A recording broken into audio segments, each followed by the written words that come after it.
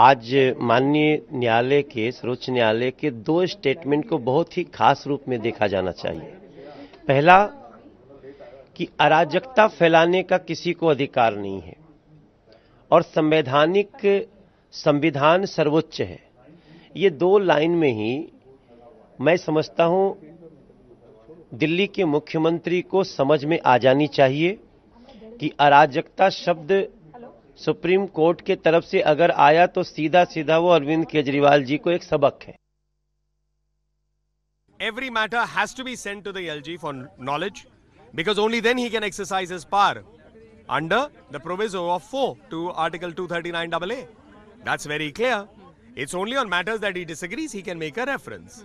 But at the same time, what the Delhi government was hoping to say that this is a full-fledged state, that is not true. It is rejected because the constitution does not look at it like that.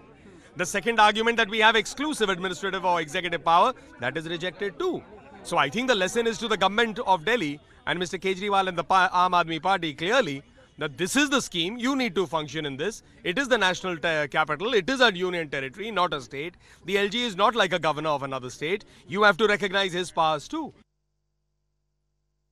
हम ये अब उम्मीद कर सकते हैं कि दिल्ली के अंदर पिछले 4 वर्ष में एक नया हॉस्पिटल नहीं बन पाया है, जबकि हम लोग औसतन हर एक वर्ष में एक नया हॉस्पिटल दिल्ली की जनता को दिल्ली सरकार दिया करती थी। वो एक नया हॉस्पिटल कम से कम हर साल औसत के हिसाब से बन जाएगा। कम से कम हम केजरीवाल जी अब हम आपसे ये उम्मीद कर सकते हैं, कम से कम हम अब ये उम्मीद दोनों सरकारों से कर सकते हैं कि दिल्ली की जनता ने दोनों को भरपूर प्यार दी। दोनों एक दूसरे के ऊपर ब्लेम गेम के ऊपर ना उतर करके दिल्ली को इन्होंने बेड़ा गर्क जो दिल्ली का कर दिया है उस चीज को कम से कम वापस दिल्ली की डेवलपमेंट को लेकर के आए।